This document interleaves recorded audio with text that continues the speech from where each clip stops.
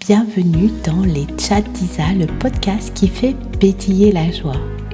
Partageons ensemble un moment, une tranche de vie, une expérience, une discussion avec des invités créatifs, artistes, acteurs, créateurs d'un présent joyeux, audacieux, ambitieux, sans prétention, des désirs d'âme et de cœur vivant. Les Chats d'Isa pour inspirer, faire écho, éveiller chez vous, chers auditeurs, votre élan créatif pour un présent et un futur au plus près de votre essence. Dans ce podcast, je reçois Losange. Suisse, il est chanteur, compositeur, musicien et nous allons voyager sur des sujets très vastes, celui de la musique, de la création, du succès, de la scène. Bonjour Losange. Mais bonjour. Alors, je t'appelle par ton nom d'artiste et je te poserai forcément la question de pourquoi Losange. Donc, tu es artisan des mots, tu es auteur, compositeur, tu jongles entre différents styles musicaux. Tes paroles, c'est vraiment des poèmes, des poésies, on voyage avec tes mots. Et puis aussi, ta musique, elle est aussi un voyage parce que tu peux aller du rythme pop électrique au riff de guitare, à la rumba. Et on voyage aussi avec cette musique sur un thème très émotionnel. J'ai écouté certaines interviews, j'ai lu certains articles qui ont été faits sur toi et je trouve que le comparatif est très flatteur parce qu'on dit entre Jacques Brel et Icare. Alors, pour moi, c'est vraiment quand même l'évocation de grands chanteurs. Tu nous livres des titres poignants avec une production pop et puis vraiment j'ai toujours cette idée de voyage. Est-ce que tu as des choses à ajouter à cette présentation? Est-ce que tu as envie de partager ta vision, toi, de ce parcours musical et poétique? Alors, ce parcours poétique, il est un peu particulier parce que réellement, au départ, je n'avais pas du tout la vocation d'écrire des textes, ni d'écrire du tout, ni de faire des chansons. Et c'était pas du tout voulu. Moi, j'étais longtemps infirmier. Avant ça, j'avais encore un autre métier. J'étais boulanger-pâtissier. Et, euh, et après cette forme, j'ai travaillé pendant plus de 7 ans comme infirmier et ça se passait pas réellement très, très bien. J'étais souvent, je me sentais vraiment pas à ma place. Alors, j'étais capable de faire ce métier, mais il y avait soit régulièrement des conflits avec des collègues, soit. Et il y avait toujours un grain de sable qui faisait que ça se passait pas toujours très bien. Et un peu par hasard, et je me suis toujours dit, ouais, mais si ça marche pas, c'est parce que j'ai un caractère un peu de leader, assez de leader, et je me suis dit, il me faut diriger. Et je suis arrivé à un poste de direction, je suis arrivé à infirmier, ce qu'on appelle infirmier ICUS, donc c'est chef d'étage, je gérais 40 personnes. Et j'ai détesté ça. J'ai absolument détesté ça. C'était abominable, c'était terrible. Et du coup, je me suis dit, en fait, il faut faire autre chose. Et à ce moment-là, la musique, elle est arrivée un petit peu il y a 3 ans, suite à un casting que j'ai fait où j'ai été en finale. Et pour la première fois de ma vie, j'ai pu chanter sur scène devant un public. Et il y avait 300 personnes et j'avais fait le choix pour cette chanson d'écrire une chanson pour un public. Et j'ai eu l'étonnement de voir qu'après une minute 30, il y a eu l'ensemble du public du bar, c'est-à-dire ouais, 200, 300 personnes qui chantaient ma chanson. Et là, ça a été une révélation. Et suite à ça, j'ai pas arrêté d'écrire, de composer. Et c'était fabuleux, ouais. Donc c'est cool. Est-ce que tu écrivais déjà quand tu étais Donc c'est un petit? peu ce que j'ai. Est-ce que tu écrivais Non, du tout. déjà? Non, tu Non, écrivais j'ai pas. non, j'ai jamais écrit vraiment. C'est suite à la demande en fait d'un copain au tout départ. Vraiment, comment ça s'est lancé, c'est assez simple. C'est que j'avais ma chérie qui m'a dit, ah, mais tu as une voix qui est intéressante, tu devrais faire des covers sur les réseaux et tout. Puis une fois, un soir où j'avais bu une bière, je me suis dit, allez, vas-y. J'avais fait une reprise de Yannick Noah. Et suite à ça, j'ai eu un tout petit peu de visibilité à mon niveau. Et j'étais étonné de ça. Et j'ai un copain que j'avais pas revu depuis 10 ans qui m'a dit, ouais, mais Guillaume, si tu veux, moi j'ai ouvert un studio d'enregistrement professionnel, je t'enregistre une chanson, mais il faut que tu écrives une chanson. Et puis du coup, ben, c'était la première fois que j'ai écrit une chanson et je me suis rendu compte étonnamment que j'avais un peu de facilité à faire ça. C'est venu tout seul, c'était en plein Covid. Donc, j'ai écrit ma première chanson. C'était pas sous le nom Losange, c'était sous le nom Bohemian Crocodiles. On trouve encore, je crois, une chanson sur Spotify. Et c'était ma toute première chanson. Donc voilà, ça s'est fait comme ça. Mais avant, j'avais jamais écrit. Pourquoi losange? Pourquoi Losange? Losange, c'est tout simple. Mon nom de famille, c'est Angelo avec un Z à la fin. Et Mhm. Losange, c'est C'est simplement la un fête. anagramme. C'est chouette. Tu dis que tu as eu de la facilité pour écrire des chansons. Il y a des gens qui vont être jaloux parce que écrire, c'est quand même tout un art. Comment ça Ben, te vient? Comment c'est venu? C'est-à-dire que tu as pensé à une émotion est venue, un sujet est venu et tu as eu envie de développer? je pense il y a plein. Avant, tu disais dans ta description qu'on me comparait souvent enfin, on m'a comparé, pas forcément souvent, mais à Brel ou à Icare. Et il y a une phrase de Brel que j'aime beaucoup qui dit que le talent, ça n'existe pas. Et c'est 1%. Et le reste, c'est du travail. Et je suis extrêmement d'accord avec lui. Dans le sens que ça arrive des fois d'avoir des moments de grâce où tu es touché par l'inspiration et puis tu écris et quasiment chaque mot que tu poses est vraiment bon. C'est vrai. Mais, mais ces moments-là, c'est une fois, deux fois, peut-être trois fois dans l'année. Et par contre, en fait, oui, il faut travailler, c'est quand tout d'un coup, tu es dans ton lit, et puis voilà, il faut se mettre dans cette dynamique, j'ai envie d'écrire les chansons.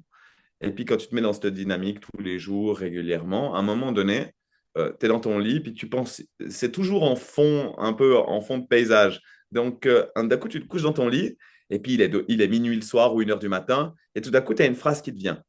Je pense que là où c'est du travail, c'est que tout d'un coup, tu vas te dire non, je vais me lever.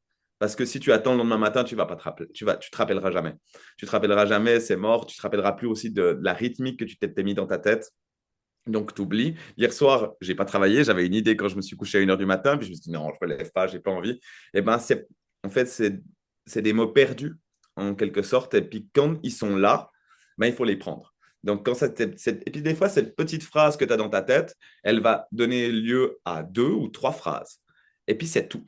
Et puis, tant pis. Ou bien peut-être qu'un jour, ces deux, trois phrases, elles seront réutilisées ailleurs.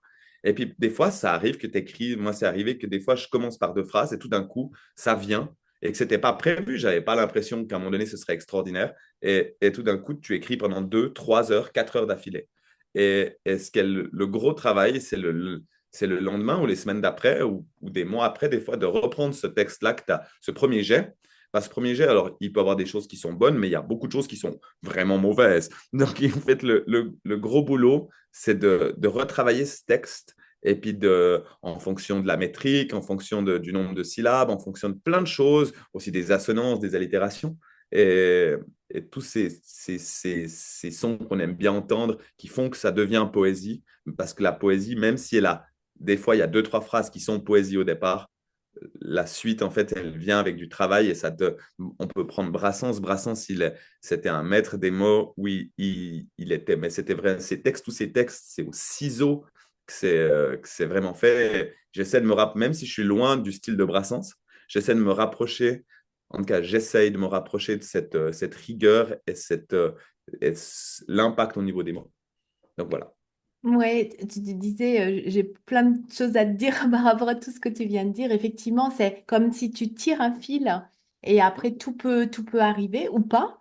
Et Mhm. puis, je parle très très souvent dans ce podcast du livre d'Elisabeth Gilbert qui a écrit Mange, prie, aime et qui explique très bien la magie de la création et qui dit que les idées, en fait, c'est comme une sorte d'entité à part entière. Elles viennent chercher un humain pour se révéler. Et Ouais. comme tu dis, si tu es couché dans ton lit puis que tu dis flemme, j'ai pas le courage de me relever, et Ah ben oui, l'idée, elle va aller chercher un autre qui, lui, va vouloir se relever. Et c'est vrai que le exactement. lendemain, c'est fini, c'est parti, c'est plus ça. Oui, cette idée, elle est fugace. Après, si tu me posais la question s'il y avait un état émotionnel, pas, ou bien sûr, pourquoi tu écris ça à ce moment-là, eh ben, des fois, il n'y a pas de raison. Typiquement, j'ai beaucoup de textes qui sont écrits qui ne sont pas sur Spotify ou les autres plateformes de diffusion, parce que c'est une question financière, mais au-delà de cet aspect-là, j'ai beaucoup de textes, des fois moi-même, qui ne me touchent pas réellement. Mm. C'est comme si des fois tu penses à un sujet puis tu captes quelque chose. Il y avait un grand auteur qui a écrit pour plein de grands artistes qui s'appelle Mark Weld, qui est un auteur très connu. qui a écrit pour Oshi, qui a écrit pour Claudio Capeo. Et typiquement, il a une chanson qu'il a écrite qui a fait un carton. Ce qui est drôle, c'est que lui, en fait, c'est une chanson qui parle du fait d'être père. Et ce Mark Webb, je crois qu'il n'est pas papa ou il n'a pas d'enfant. Donc, il a capté quelque chose. Et, et typiquement, moi, j'ai parlé du deuil sur une chanson où je pense que c'est un de mes textes qui est relativement bon.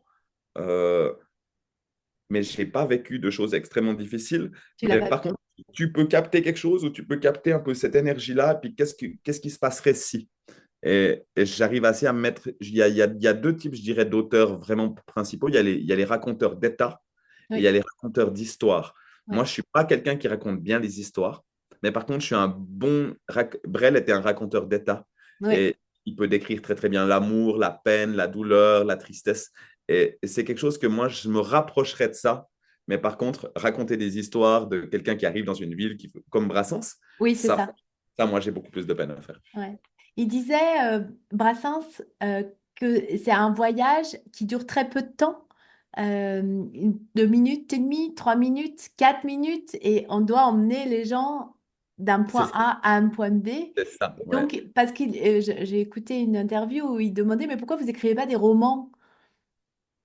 Un roman, c'est plus long. Mais il disait, mais justement, la difficulté, c'est d'amener les gens dans ce voyage en 3 minutes, C'est ouf, ouais. dans cet état-là, ou Ouais, dans vraiment, ce...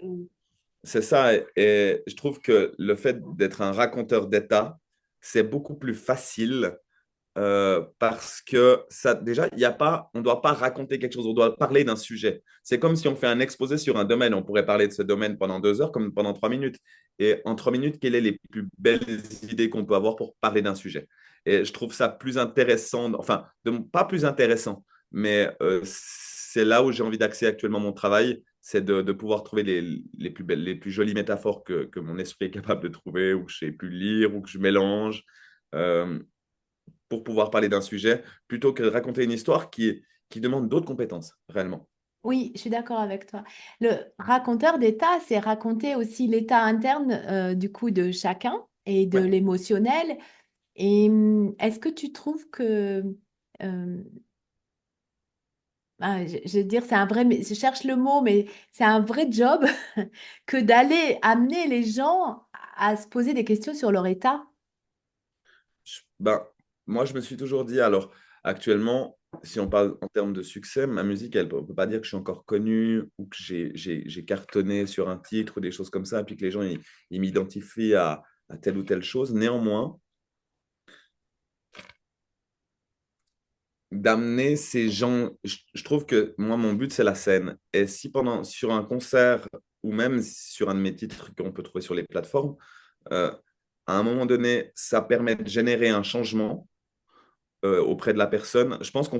Alors, je pense que tous les chanteurs ou artistes de manière générale font leur métier pour des raisons. Moi, je pense que j'ai été infirmier, c'est pas pour rien.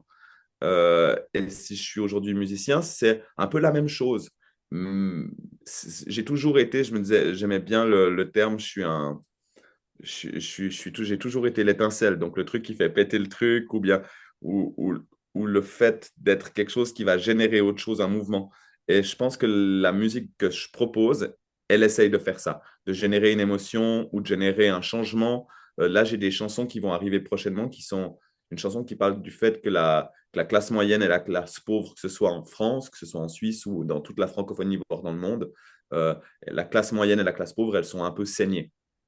Et cette chanson, elle permet de générer de la révolte. Et si à un moment donné, auprès d'une personne ou deux qui vont écouter ce prochain titre, ça permet de dire, d'aller voir son patron qui nous maltraite, de dire maintenant ça suffit, et puis je me casse et je fais ce que j'ai envie, en assumant les conséquences par rapport à ça, ben, c'est que j'ai déjà gagné un bon bout de ce que je voulais.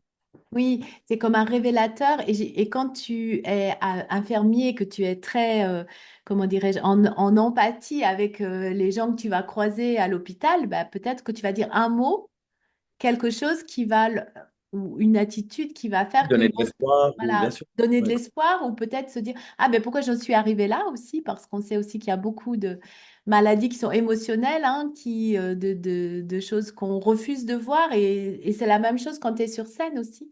Oui, que bien la sûr. personne, elle a une étincelle et qu'elle se dit, ah, mais oui, là, je dois dire non, là, je dois poser mes limites. Ou bien Euh, juste le fait d'assumer le fait, ouais, ok, je suis là, j'ai fait une chanson qui s'appelle Salam, qui était une relation c'était peut-être la chanson la plus personnelle que j'ai écrite, oui, euh, une des plus personnelles, parce que j'étais en couple à l'époque avec, maintenant il y a bien des années, avec une femme qui, malheureusement, ça s'est terminé, ça m'a brisé le cœur. Et le fait d'assumer le fait qu'on est triste et pas de mettre ça sous le tapis en disant, ouais, ben, ça permet de prendre conscience d'autre chose et puis de passer sûrement à autre chose aussi. oui, Donc, voilà, le fait d'assumer aussi, il n'y a pas juste le fait de créer un changement, de générer de l'espoir ou générer de la révolte, mais juste aussi le fait d'accepter ses propres émotions qui nous permettent après de faire autre chose. Moi, bien sûr. l'émotion dans mon métier, ben, à l'époque, c'était quelque chose que je mettais un peu sous le tapis, j'aimais pas trop. Et en fait, aujourd'hui, c'est ma matière première. Parce que Bien du sûr. moment où j'ai une émotion, que ça peut être en regardant la télévision, un reportage sur la guerre, ou qu'importe le sujet, ou un film, ou bien en me baladant dans la forêt, n'importe quoi. Si d'un coup, ça génère une émotion, cette émotion-là, souvent, j'en fais quelque chose, qu'elle soit positive ou négative. Mais du coup, si tu en fais quelque chose, automatiquement, c'est positif. Il y a pas de, on dit qu'il n'y a pas d'émotions positives ou négatives, il y a toutes nos sensations et ces énergies qui ont besoin d'être exprimées. Toi, tu vas l'exprimer et en l'exprimant toi, tu vas aussi permettre à d'autres Peut-être, ouais. de les exprimer ou différemment. Ou différemment, mais du moins, il y aura eu quelque chose. C'est Il y ça. a un mouvement qui se crée. Et je crois que c'est ce que tu dis, hein. Tu dis que ce qui t'intéresse, c'est le mouvement qui est créé. C'est ça. Après, des fois, t'es pas... je me suis toujours dit, si maintenant je fais une chanson vraiment euh, qui génère Là, j'ai fait une chanson. Cette chanson, elle s'appelle Va te faire. Alors, sous le titre un peu provoque de ça. Néanmoins, c'est une chanson qui comporte pas de vulgarité, mais qui est qui critique énormément le système dans lequel on vit, en lequel ce système en Europe et puis en Suisse aussi. Euh, et je me suis dit, mais si à un moment donné, cette chanson marche et puis les gens vont commencer à brûler des voitures et tout, comment je me sens par rapport à Euh, ça. oui, Et je mais crois que voilà, après, on n'est pas forcément responsable de non, ce que les gens ils font après comme acte. Mais oui. par contre, alors il ne faut pas inciter à la haine ou inciter à casser ou j'en sais rien. Mais par contre, le fait d'inciter à un changement, je trouve toujours positif. Oui, et justement, pareil, je partage souvent cet exemple de toujours Elisabeth Gilbert qui dit que, tu sais, dans le film Mange, prix M, qui a été repris donc avec Julia Roberts, qui a été un film très, très connu, Oui, elle a une personne qui est venue la trouver, je crois, pendant un moment de dédicace et qui lui dit, grâce à vous, j'ai quitté mon mari violent. Et en fait, elle comprend pas parce qu'elle a jamais parlé de ça. ouais, Elle a complètement. jamais parlé de ça dans son livre, ni dans le film. Mais la personne, on ne sait pas. Elle s'est même peut-être trompée de film, mais en tout cas, D'où je trouve intéressant des fois, euh, c'est arrivé que certains de mes textes, on me demande, ouais, mais ça parle de quoi? eh oui, Et moi, j'adore ce genre de questions eh oui, parce que, alors, je le fais pas tout le temps parce que sinon, à un moment donné, je trouve que c'est chiant à écouter et tout, bien sûr. mais néanmoins, sur certaines chansons ou certains textes, j'aime laisser la porte ouverte à ce qu'on peut imaginer. Typiquement, j'avais écrit le titre il y a quelques années maintenant, Morning Star, et, et je me rappelle qu'il y a quelqu'un qui est venu vers moi et m'a dit, ah, mais j'aimerais tellement avoir les mots pour dire ça à une femme que j'aime, alors que cette chanson, elle a absolument pas Ah, été rien à écrite voir, comme une tu vois. chance. Et voilà, Rien à voir. eh Cette oui, chanson n'avait rien à voir avec l'amour que je porte auprès d'une personne, absolument pas. eh Et c'était très drôle parce qu'il s'est vraiment approprié. Et je trouve ça génial parce que du moment donné où je sors la chanson, en fait, en quelque sorte, la chanson ne m'appartient plus. Et tellement. chacun en fait ce qu'il veut. Et oui, parce qu'en fait, du coup, ça devient, devient l'œuvre, elle devient une entité à part entière et elle fait son chemin et elle vit sa vie d'œuvre. Voilà, c'est ça. Et elle va toucher des gens, il y en a d'autres qui vont pas aimer. Et justement, c'est peut-être aussi ça l'idée, c'est de pas faire de consensus. Tu n'es pas là pour plaire à tout le monde. Non, là, Et même des fois de déplaire, ça peut provoquer des choses. Quand on parle de Brassens, quand Brassens, ouais, il était. il y a des textes qui sont très subversifs aussi, hein.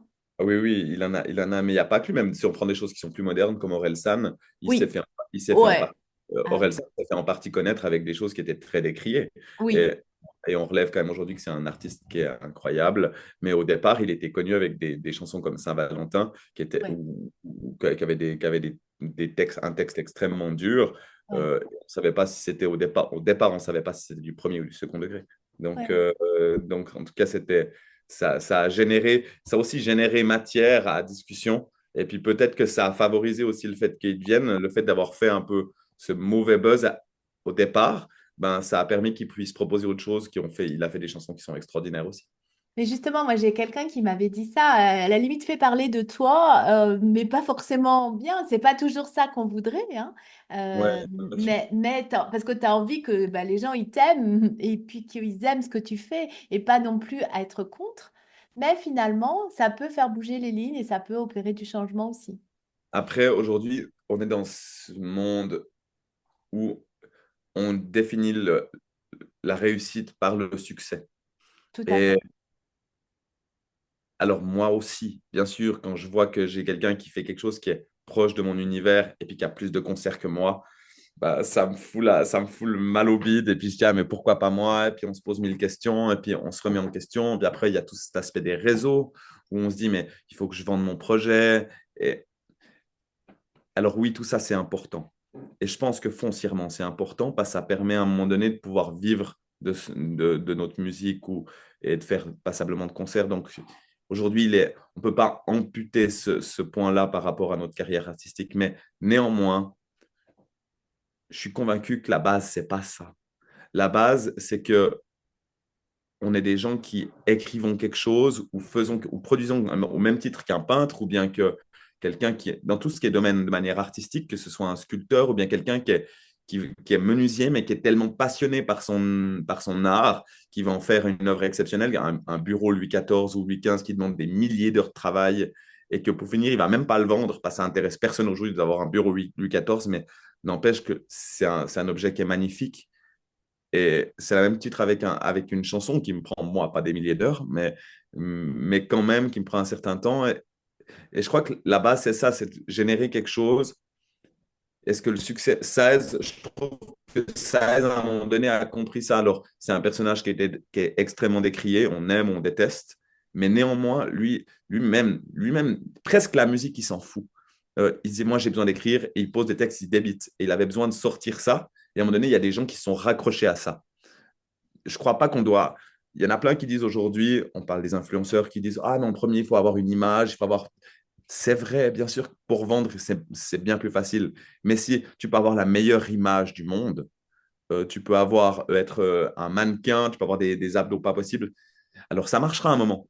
Mais si derrière, tu n'as rien à dire, bah, tu ne vaudras pas plus avec ou bien sans ton image. Je pense que si Mais tu je n'as rien. crois que tu as tout dit. Le principal, c'est le message et toi aussi, à l'intérieur de toi, la joie qui est là. Tu suis ta joie en écrivant finalement. Ouais, bien sûr. Tu suis le monde des idées, tu te laisses emporter. Et bien sûr que le but est d'être vu parce que c'est important aussi d'avoir l'impact, j'imagine. Ben, c'est ça. Et puis ça, c'est un métier qui demande énormément de sacrifices. Parce que moi, j'ai pu voir, j'ai arrêté. Alors, pour les auditeurs qui savent pas, j'habite en Suisse et je suis suisse. Et c'est vrai qu'on dit que la Suisse est un pays riche, ce qui est vrai. Il y a des banques qui sont extrêmement riches, il y a des gens qui gagnent très bien leur salaire, peut-être beaucoup trop par rapport à ce qu'ils font réellement, et d'autres pas assez. Mais contrairement à la France, le milieu artistique, il est plus difficile. C'est-à-dire que nous, en Suisse, on n'a pas de revenus d'intermittence du spectacle, on n'a pas, c'est-à-dire que on n'a pas de subvention ou très peu. C'est-à-dire que quand tu décides d'arrêter un métier, t'as pas droit au chômage. Parce que si tu veux avoir le chômage, en fait, tu devrais repostuler dans ton ancien métier, tu n'as pas forcément envie. Euh, si, tu n'as pas le droit au social parce que pour toucher au social, en fait, tu devrais avoir droit au chômage. Et puis, ben, des subventions, des bourses, il n'y en a pas beaucoup. Donc, vraiment, si tu arrives pas à vendre ton projet, d'où l'importance de se montrer, euh, ben, en fait, tu manges pas chez nous Mm, par rapport à ce métier-là. Et c'est mm. fou, quand on est un des pays les plus, malgré tout, en Suisse, on est un des pays les plus riches du monde, avec peu, que l'État a peu de dettes ou des choses comme ça. Mais néanmoins, pour tout ce qui est culturel et artistique, ben, c'est extrêmement, que ce soit la peinture, que ce soit la musique, que ce soit la danse, que ce soit. Et c'est extrêmement difficile.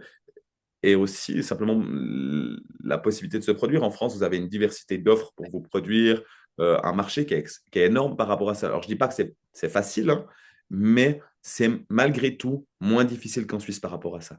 C'est vrai, il y a tellement de festivals, il y a tellement d'organisations aussi locales Oui, qui bien sûr. permettent à des artistes de venir s'exprimer dans les médiathèques, dans des expositions gratuites. Il y a beaucoup de gratuits aussi, mais qui permettent de faire découvrir les gens. C'est ça, et c'est trop bien. Et c'est clair que j'aimerais bien pouvoir m'exporter sur le marché français. Mais c'est quelque chose qui n'est pas si simple à faire. Et comme je dis, moi, actuellement, je fais tout tout seul. Alors, pas tout tout seul, dans le sens que sur scène, j'ai de la chance, c'est que j'ai des musiciens. Je travaille en studio avec un grand professionnel qui s'appelle Chris Matet. Mais néanmoins, tout ce qui est recherche de concert, tout ce qui est recherche de booking, tout ce qui est recherche de management, je fais tout tout seul. Et puis si tu veux pas faire tout seul, mais en fait, tout ça se paye. Et à un moment Oui. donné, bah, tu as les sous que tu as. Donc, moi, je préfère mettre mes sous actuellement dans la musique. Il y en a qui disent, oh, c'est bête parce que tu devrais mettre plus de promotion. Moi, je crois en la musique et je mets mon argent là-dedans. Et c'est peut-être pas le plus logique, mais à un moment donné, c'est ce que je veux faire. Mais c'est le cœur de ton métier.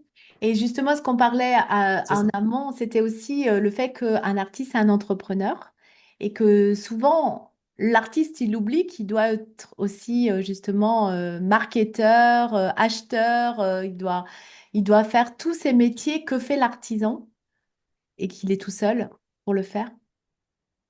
Bah, c'est ça, il est tout seul et puis c'est un vrai apprentissage. C'est un vrai métier comme quelqu'un qui est commercial ou comme Oui, quelqu'un à un moment donné, c'est des techniques. Il faut apprendre à faire ce qu'on appelle à faire un dossier de présentation, ce qu'on appelle oui, un press kit dans notre milieu.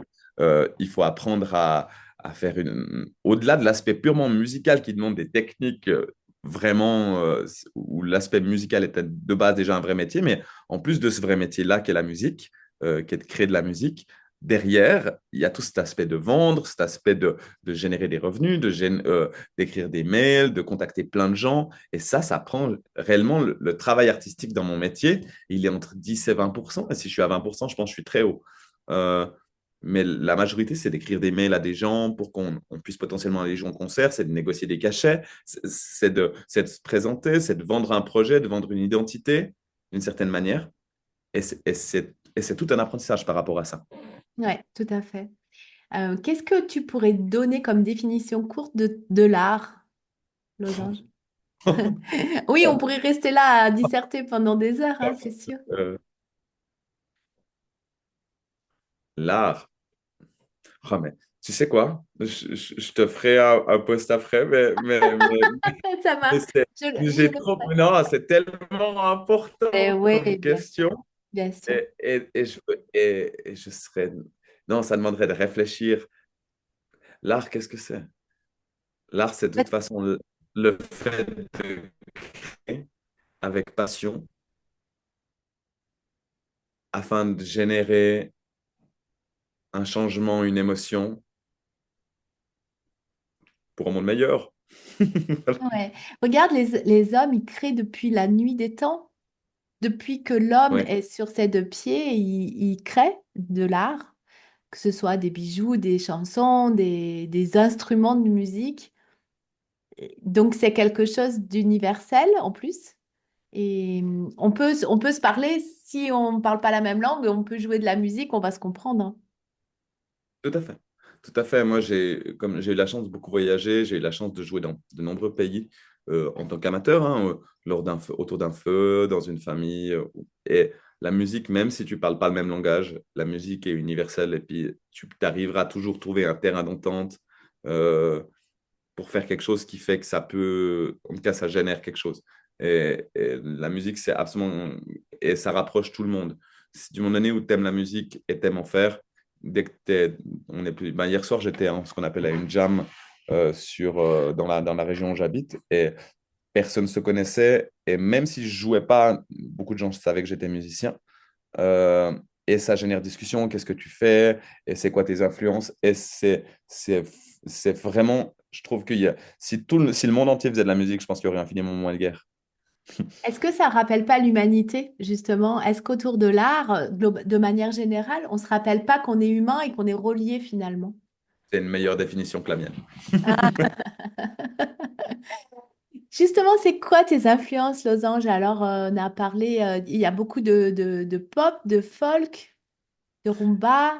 Ben, mes influences, elles sont très variables. Elles sont variables. Je pense qu'elles se basent en premier lieu, comme je dis, sur le texte. Oui, Et c'est le plus important pour moi. Donc, par rapport à ça, je m'inspire de gens que j'aime beaucoup. Dans les personnes un peu anciennes, où bien sûr, il y a Jacques Brel et Barbara. Et peut-être dans des productions plus modernes, je trouve que Stromae est extraordinaire.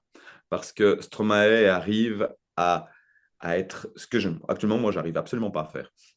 Il arrive à être extrêmement sobre, à dire très très peu de mots et extrêmement impactant et, percutant. et percutant. Et c'est sidérant d'arriver à faire ça. Moi, j'ai écouté dernièrement, j'ai analysé un petit peu le texte de la chanson Riez de Stromae, mais c'est une œuvre d'art absolue, dans le sens où, au-delà de la production qui est parfaite, le texte, il est construit de manière à faire que ça peut être que impactant, un texte comme ça. Alors, il y a lui. Après, j'aime aussi le rap. Donc, il y a des gens que j'estime beaucoup dans le rap, que ce soit Scylla ou Nekfeu, ou des gens qui sont des poètes réellement, Ouais. et des gens qui m'inspirent. Et je pense que je fais un mélange, moi, dans ma musique, de cette ancienne chanson française un petit peu, avec aussi des fois des termes un peu plus jeunes, ou avec des fois aussi des rythmiques de placement qui se rapprochent aussi plus de la chanson moderne. Mais j'aime bien mélanger les deux. Alors ça, c'est pour les textes. Et pour les productions, c'est tellement variable parce que j'aime tellement de choses différentes. Autant j'aime une chanson acoustique, un piano-voix à la Sofiane Pamar, ou la musique gitane ou gypsy, avec des violons assez endiablés, un peu de cigane. Autant autant peut-être l'aspect plus électropop comme Stromae et comme éventuellement Imagine Dragons. Je pense que mes influences tournent à peu près autour de ces gens-là que j'ai cités. Et j'essaie de faire un mélange, des fois qui tire un peu plus vers l'acoustique, des fois qui tire un peu plus vers la pop. Et la balance, elle varie toujours. Tu composes, du coup, tu composes aussi la mélodie. Oui, je compose. Ouais. En général, quand je vais en studio, j'ai la mélodie, puis j'ai une idée de l'arrangement. Donc, Mm. c'est-à-dire que je crée des démos sur mon programme de mixage et de production. Et du coup, je fais une démo qui est proche de ce qui va sortir finalement.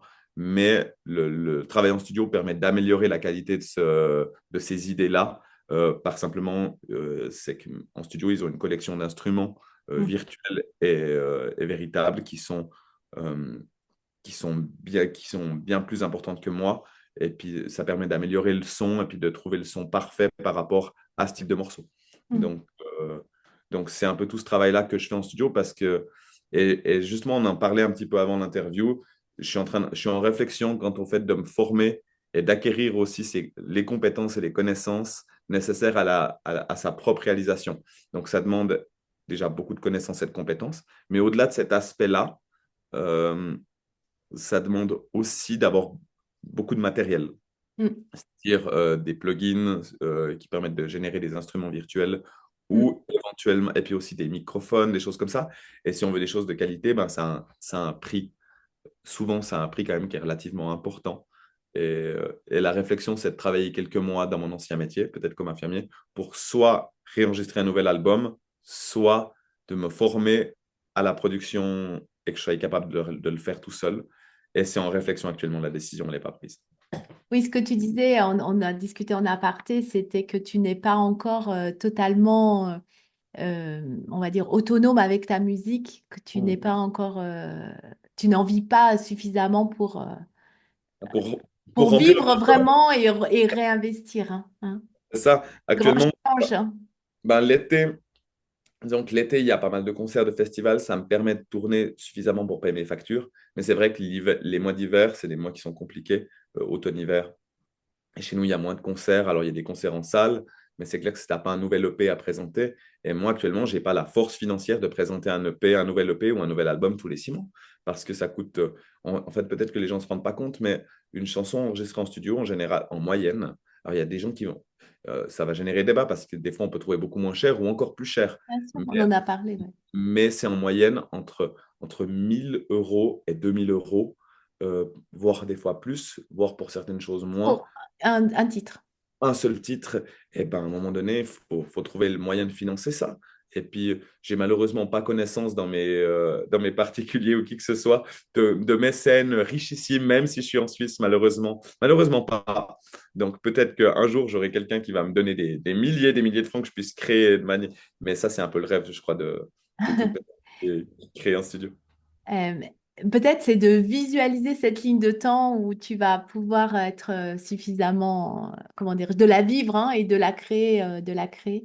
Est-ce que une première partie de quelqu'un qui serait plus en avant t'aiderait? Je pense. Je pense que ça peut toujours être. De toute façon, tout ce qui est. Moi, je fais ce métier-là pour la scène au départ.